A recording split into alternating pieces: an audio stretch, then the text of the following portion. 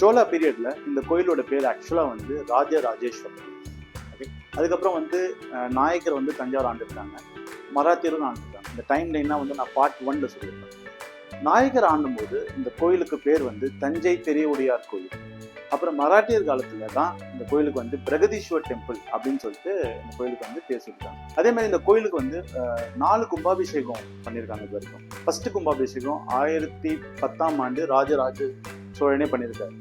கிட்டத்தட்ட 800 இயர்ஸா இந்த கோயில் வேற எந்த ஃபெஸ்டிவல் எந்த கும்பாபிஷேகமும் பெருசா நடத்தல.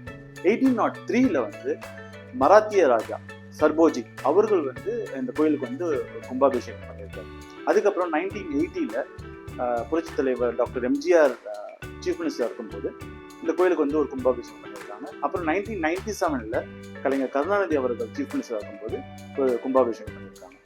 அப்புறம் 2010, அதாவது இந்த கோயில் கட்டி 1000 இயர்ஸ் ஆச்சுன்னு சொல்லிட்டு ஒரு மைல் ஸ்டோனுக்காக சதய விழா அப்படின்னு சொல்லிட்டு ஒரு விழா வந்து தஞ்சாவூர்ல மிக பிரம்மாண்டமா நடத்தினாங்க.